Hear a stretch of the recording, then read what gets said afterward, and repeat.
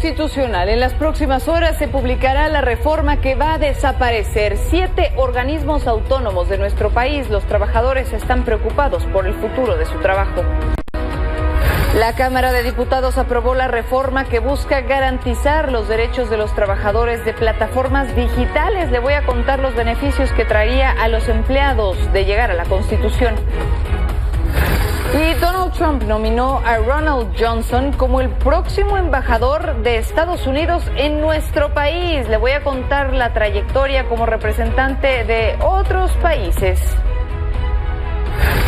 Y la periodista Ninfa de Andar va a ser reconocida con la medalla Belisario Domínguez. Los senadores destacaron su labor como activista para darle este premio.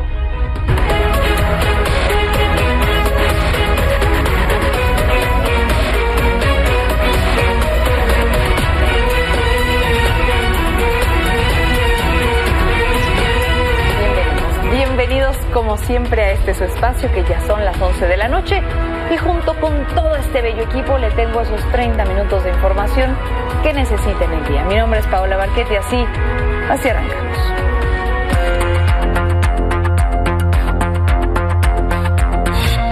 El Congreso de la Unión, en uso de la facultad que le confiere el artículo 135 de la Constitución Política de los Estados Unidos Mexicanos y previa aprobación de la mayoría de las honorables legislaturas de los estados y de la Ciudad de México, declara reformadas, adicionadas y derogadas diversas disposiciones de la Constitución Política de los Estados Unidos Mexicanos en materia de simplificación orgánica. Pasa al Ejecutivo para sus efectos constitucionales. Así que oficialmente ya van a desaparecer 7 de los organismos autónomos que hay en nuestro país. Hoy, la Cámara de Diputados, como lo acaba de escuchar, declaró constitucional la reforma que elimina las siguientes dependencias. El INAI, que se encarga todavía hasta este momento de garantizar el derecho a la privacidad de los datos personales. La COFESE, que promueve y garantiza la libre competencia entre las empresas. El Instituto Federal de Telecomunicaciones, que regula el uso y consumo precisamente de las telecomunicaciones. El Coneval, que mide la pobreza del país y evalúa los programas sociales del gobierno. La Comisión Reguladora de Energía, que atiende la distribución y suministro de los servicios energéticos. La Comisión Nacional de Hidrocarburos, que regula la extracción de los combustibles, y Mejoredu, encargado de impulsar la educación en México. Ahora, y a pesar de las resistencias de la oposición y parte también de la sociedad civil por la pérdida de estos órganos observadores de la autoridad, va a ser enviada a la presidenta para que en los próximos días la publique en el Diario Oficial ya de la Federación. Y en medio de esta eliminación, los trabajadores del INAI y otros organismos autónomos, ahora desaparecidos, comentaron para Milenio que están preocupados sobre el futuro de sus propios trabajos. Varios de nuestros compañeros con la incertidumbre de qué va a pasar con nosotros, pues desde los compañeros de limpieza, todas las familias que andamos aquí, hasta la fecha pues no sabemos todavía qué. Bueno, otra reforma que fue aprobada por la Cámara de Diputados es la que está buscando garantizar los derechos de los trabajadores de plataformas digitales como Uber, Didi, Rappi, entre algunas otras. Por unanimidad, en este caso, los legisladores aprobaron modificar la Ley General del Trabajo. ¿Para qué? Para que este grupo de empleados, en específico los que ganan el salario mínimo mensual, tengan todos los beneficios que la ley les otorga, como acceso a seguridad social, pago de utilidades, aguinaldo, vacaciones, entre algunas otras prestaciones. Ahora, esta iniciativa será enviada al Senado para que sea discutida antes del 15 de diciembre, cuando ya empieza el receso legislativo. El objetivo que busca esta reforma es muy claro: responder al crecimiento exponencial de la economía digital en México, especialmente en los sectores como transporte, la entrega de alimentos, servicio de mensajerías, a través de otorgar seguridad social a los trabajadores que desempeñan estas tareas. Al mismo tiempo, busca mantener un equilibrio entre los derechos laborales de este sector con la naturaleza flexible de este modelo de negocio. Mientras tanto, en el Senado, los legisladores también aprobaron la iniciativa que está buscando visibilizar la igualdad de género y la representación de mujeres en los textos legales, además de en los cargos públicos, y esto será mediante el uso del lenguaje inclusivo para la mujer. Por ejemplo, hacen énfasis en el término presidenta, con finalización en A, para que formen parte ya de la Constitución.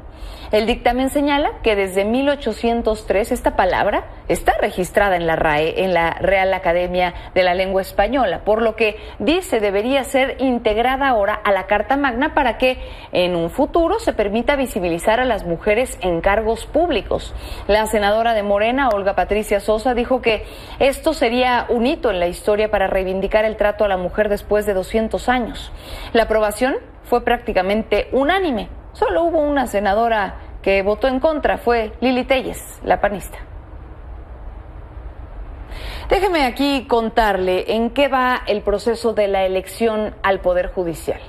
A pesar de que ya se cerraron las inscripciones para aquellos que estuvieran interesados en formar parte de las votaciones del próximo año, hoy Gerardo Fernández Noroña, el presidente del Senado, anunció que van a abrir una prórroga para aquellos juzgadores que se arrepintieron de no haber participado, es decir, para quienes no se registraron a tiempo y puedan ahora sí entrar en el proceso. Dijo que van a tener hasta el 15 del mes, cuando ya sea publicada la lista definitiva de los candidatos por los que vamos a poder votar los mexicanos en cuanto al Poder Judicial el próximo año. Hay medio centenar de personas juzgadoras que habían declinado a participar en el proceso de elección del 1 de junio de 2025. Se han arrepentido. El espíritu de la Constitución es que tienen pase directo, y si ellos reconsideraron y quieren participar, pues que participen. Vamos a dar un plazo de aquí al 15 que se publica la lista definitiva, para que si alguna persona juzgadora que originalmente desistió de participar quiere participar, lo pueda hacer con pleno derecho, como la Constitución se lo otorga.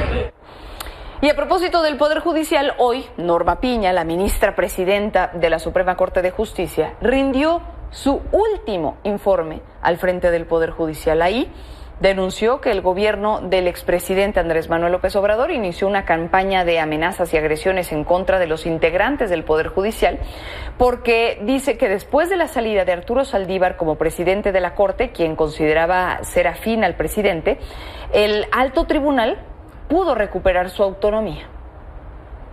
Coincidencias entre ataques y amenazas a la Judicatura Federal y a sus integrantes y el legítimo ejercicio de nuestra función jurisdiccional se hicieron patentes cuando, frente a decisiones contrarias a los intereses del gobierno, se nos llamó traidores al pueblo.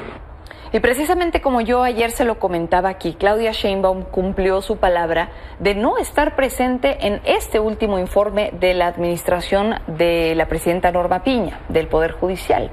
En su lugar asistió el subsecretario de Gobernación, César Yáñez, aunque hemos de aclarar que esta no es la primera vez que algún mandatario en turno no asiste a un informe de Norma Piña, y es que fue justamente el año pasado con Andrés Manuel López Obrador quien también decidió no estar presente en el primer informe, en este caso, de la primera presidenta del Poder Judicial, y en su lugar asistió Luisa María Alcalde. Bien, vamos a otros temas. La administración y cuidado del Ángel de la Independencia regresó a ser parte de las funciones de la alcaldía Cuauhtémoc. Hoy, el gobierno federal publicó en el Diario Oficial de la Federación el traspaso de los derechos de este monumento a la alcaldía Cuauhtémoc como parte de las tareas de preservación, rescate, difusión y enriquecimiento patrimonial, cultural, histórico y artístico de la Ciudad de México. A pesar de esto, el monumento sigue siendo propiedad de la Federación y cualquier cambio o remodelación se tiene que gestionar ante las autoridades como el INVAL. Aquí hay que recordar que la disputa por este Ángel de la Independencia empezó desde el año pasado, cuando Sandra Cuevas, exalcaldesa de justamente la Cuauhtémoc, solicitó un amparo en contra de la administración de Martí Batres, ex jefe de gobierno, por no haberle permitido a Xóchitl Gálvez realizar un evento de campaña en ese lugar como si le perteneciera.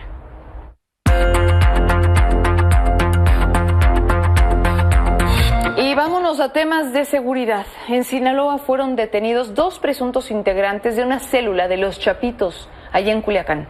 Entre los detenidos, como le digo, están Paul Alexander Martínez Barraza, identificado como operador de los Chapitos, y Carla Arámbula, quien era la encargada de la venta y distribución de droga. Las autoridades indicaron que los dos también planeaban el homicidio del propietario de un comercio y están relacionados, además, con la planeación de ataques con explosivos en la región. Aquí cabe destacar que este es el 4º golpe que reciben los Chapitos desde que inició esta guerra derivada de la captura de Ismael El Mayo Zambada. Entre los otros detenidos están el Pilli, el presunto operador de este grupo, y Horacio Félix Loaiza, alias El H, presunto operador financiero también de este grupo criminal. Y justamente respecto a los grupos criminales, Ken Salazar, el embajador de Estados Unidos en nuestro país todavía, aseguró que el cártel de Sinaloa sí está siendo desmantelado. Nosotros hemos hecho bastante en crear una relación nueva, por eso los carteles, por ejemplo el de Sinaloa, pues se está desmantelando, ¿no? Y eso le doy el crédito al gobierno de México, porque son los marinos, los de Sedena, los de Guardia Nacional. Nosotros en apoyo, pero siempre con respeto a la soberanía de México. Entonces, con optimismo. Y en medio de estas declaraciones, hoy el Pleno del Senado avaló las solicitudes de la presidenta Claudia Sheinbaum para, escuche bien, permitir que elementos del Ejército y Fuerza Aérea mexicanos vayan a Estados Unidos, pero que al mismo tiempo se autorice que militares del Ejército de los Estados Unidos entren a territorio nacional. La presidenta de la Comisión de Defensa Nacional del Senado, es decir, Ana Lilia Rivera, explicó que la autorización tiene como objetivo desarrollar la compatibilidad operativa, fortalecer las relaciones militares entre las Fuerzas Especiales de México y también, aquí cabe destacar que no es la primera vez que esto ocurre. El pasado 3 de abril, el Senado ya también había autorizado la entrada de militares estadounidenses a suelo mexicano. ¿Para qué? Para realizar labores de adiestramiento a nuestros soldados. Vean. Al autorizar estas acciones, enviamos un mensaje claro de que México está comprometido con la excelencia y la profesionalización en materia de seguridad, así como con la construcción de relaciones internacionales basadas en la confianza. Mientras tanto, hoy desde Acapulco, Guerrero, la presidenta Claudia Sheinbaum encabezó el Consejo Nacional de Seguridad Pública por allá. Ahí llamó a los gobernadores a que atiendan de manera personal la seguridad, afirmando que es un tema que no se puede delegar. La coordinación no se puede dar si no está la cabeza. Consejo de una abuelita, presidenta de la República. No, es un consejo, un llamado a que gobernadores, gobernadoras atendamos de manera personal el tema de la seguridad. La presidenta se reunió por primera vez y en público con 30 de los 32 gobernadores del país. Esto durante el Consejo Nacional de Seguridad Pública en Acapulco, Guerrero. Y no faltaron los 4 donde la violencia y la inseguridad son un gran problema. Rubén Rocha de Sinaloa, donde hace 3 meses se desató una guerra entre las facciones del cártel de Sinaloa, los Chapitos y la Malliza. Evelyn Salgado de Guerrero, donde hay una disputa entre el grupo Gente Nueva y los Granados. Javier May de Tabasco, donde hay constantes homicidios y ataques a bares. Y Eduardo Ramírez de Chiapas, donde diversos grupos criminales se enfrentan casi todos los días.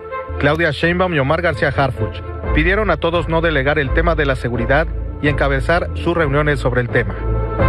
Deben de asumir esa responsabilidad. Ahí donde el gobernador o gobernadora está al frente, se nota. Ahí donde no se atiende, siempre hay problemas. Estamos convencidos que para lograr una paz duradera en el país, debemos asumir que la seguridad es una responsabilidad compartida. Aunque no pidieron hacer uso de la palabra, los mandatarios estatales tomaron bien el mensaje. Cuenta con todos los gobernadores, no vamos a hacer politiquería con este tema. Todos los días tenemos plática de seguridad con ellos. El acto significó la reaparición de funcionarios que no se presentan públicamente muy seguido. La presidenta de la CNDH, Rosario Piedra, y el fiscal general de la República, Alejandro Hertz Manero. Con imágenes de Estefanía Vera e información de Pablo Maldonado, para Milenio Noticias, Gaspar Vela. Antes de irnos a un corte, ponga mucha atención porque el gobierno de la Ciudad de México anunció que va a reabrir más estaciones de la línea 1 del metro a principios del 2025. La Secretaría de Movilidad anunció que se trata del tramo de la estación Cuauhtémoc a la estación Chapultepec. También informaron que en los próximos meses esperan terminar las labores de remodelación para dejar en completo funcionamiento la línea 1 del metro. Con esto nos vamos a un corte y al regresar le cuento por qué decenas de familias están acudiendo a las cárceles de Siria después de la caída del régimen de Bashar al-Assad. Volvemos.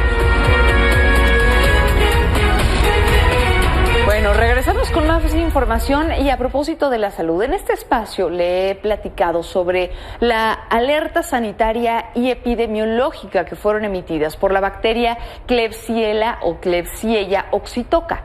Hoy la Secretaría de Salud dio a conocer que este brote ya provocó la muerte de 17 niños en el Estado de México, pero ahora también en Michoacán y en Guanajuato. Al mismo tiempo, la presidenta reiteró que van a aplicar sanciones administrativas y penales a las empresas que fabrican las soluciones de nutrición parenteral presuntamente contaminadas. De acuerdo con una investigación realizada por parte de Milenio, la empresa señalada por el brote de esta bacteria en el Estado de México particularmente sería Productos Hospitalarios SADCB y está vinculada a el grupo PISA. La búsqueda se hizo en todo el país, dando como resultado la detección de otros posibles brotes con características similares al Estado de México, que están todavía en investigación. 9 en Michoacán, de los cuales fallecieron 3, y 6 en Guanajuato, de los cuales falleció 1, con el mismo agente causal, la Klebsiella oxytoca. Son 13 y 4, 17.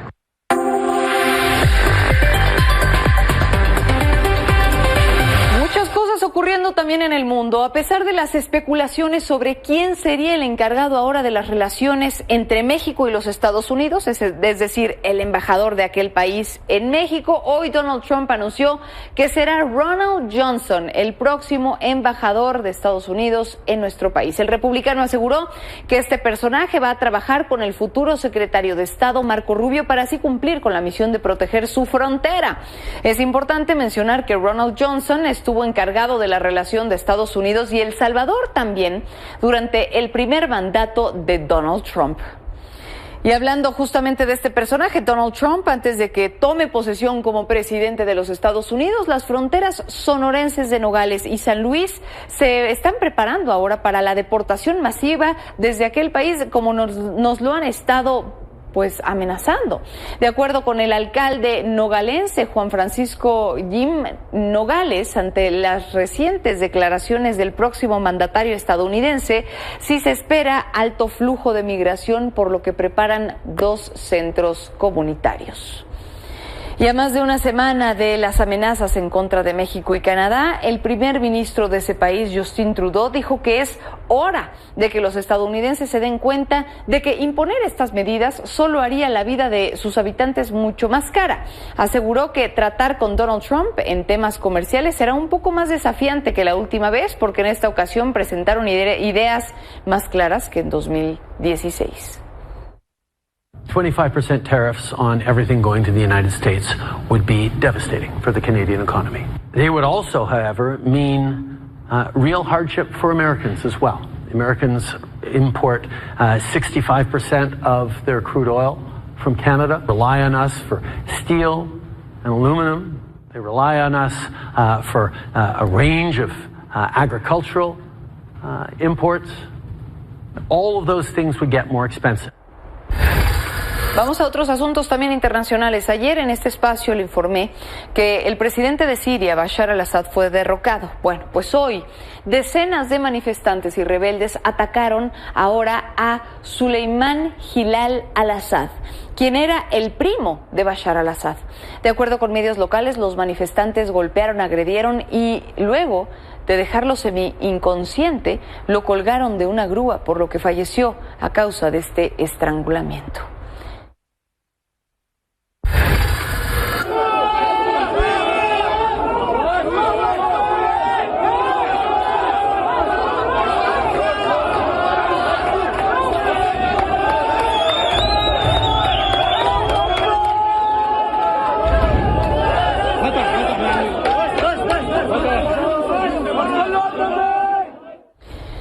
Precisamente después de la caída de este régimen de Bashar al-Assad que le mencionaba hace un momento, familias sirias llegaron a la prisión de Saidnaya en Siria buscando a sus seres queridos. Fue el domingo cuando integrantes de Hayat Tahrir al-Sham quienes liberaron a docenas de personas de la prisión militar, y desde entonces no se sabe el paradero de decenas de personas que estaban encarceladas, la mayoría opositores al régimen de al-Assad. Esta cárcel era un lugar conocido por sus horrores y ha sido llamado matadero humano y cárcel de la muerte por sus tratos crueles y deshumanizantes contra prisioneros. Se estima que entre 5.000 y 13.000 personas fueron asesinadas ahí en secreto entre 2011 y 2015. Y en medio de estas guerras, las guerras que se viven al otro lado del mundo, un representante ahora de este grupo de supervivientes que se llama Nihon Hidankyo, son sobrevivientes, un grupo de sobrevivientes de la bomba atómica que ganó el Premio Nobel de la Paz de este año. Dijo que las nuevas generaciones podrían enfrentarse a este tipo de armas en un futuro. Mencionaron que esperan que el activismo que han realizado desde 1945 ayude a las próximas generaciones para así evitar que la energía nuclear sea empleada para cualquier conflicto. 核兵器の使用を国にする閣僚が現れるなど、市民の犠牲に加えて核のタブーが壊されようとしていることに限りない悔しさと憤りを覚えます。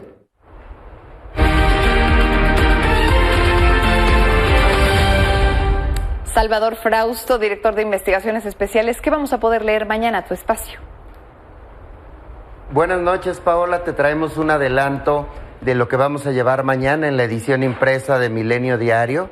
Traemos por una parte las secuelas del gran decomiso de fentanilo ocurrido hace unos días en Sinaloa. Resulta que esa captura de tantos millones de pastillas de fentanilo, que fueron alrededor de 20,000 pastillas de fentanilo las que se detuvieron en aquella ocasión, equivalen a que se pudieron haber comprado 80 mansiones del empresario chino Chen Li Yegon. De ese tamaño es la captura que se logró en los días pasados. Pero sobre todo, un informe del Gabinete de Seguridad nos adelanta nuestro compañero Oscar Valderas, revela el poderío del Chapo Isidro en la región y su papel en el narcotráfico mexicano y sobre todo en el tráfico de fentanilo. Tiene una posición muy fuerte. Mañana todos los detalles, quiénes son sus aliados y cómo construyó su fuerza en esa lucha por suceder el poder que tenían el Chapo Guzmán y el Mayo Zambada. También traemos en la sección de negocios una nota de nuestros compañeros en la cual se revela una encuesta sobre la situación de las empresas frente a la violencia. El INEGI reportó que 1.3 millones de empresas en nuestro país fueron víctimas de algún delito el año pasado. Eso quiere decir que pues hay una gran cantidad de comercios y de empresas, sobre todo las vinculadas al sector comercio, es decir, las pequeñas tiendas y medianas comercios, tuvieron una gran afectación. Mañana todos los detalles, entre ellos las declaraciones de la presidenta del INEGI, la doctora Graciela Márquez, que adelanta que esta información puede servir para construir políticas públicas. Y finalmente, desde Washington, Diego Salcedo nos reporta que el gobierno de Joe Biden declaró a la mariposa monarca como una especie amenazada. Esa orden ya no la podrá eludir el gobierno de Donald Trump y ha sido celebrada por las organizaciones protectoras del medio ambiente y de los animales a nivel internacional. Eso y mucho más llevaremos mañana en la edición impresa de Milenio Diario. Muy buenas noches, Paola. Buenas noches, Salvador. Como siempre, imperdible. Bueno, y haciendo este ejercicio diario de recordar que también ocurren cosas positivas para irnos bien y de buenas, el Senado propuso entregar la medalla Belisario Domínguez a Ninfa María de Andar Martínez, periodista y cofundadora del diario El Mañana de Nuevo Laredo. El comité dijo que Ninfa ha sido ejemplo de virtud, valentía y un compromiso inquebrantable con la justicia social durante, por supuesto, todos sus años de trayectoria. Gracias. gracias siempre por haberme acompañado a su espacio de las 11. Nos vemos por acá mañana, mientras tanto, para los 30 minutos de información que necesita. Y mientras tanto, ya lo sabe, descansa.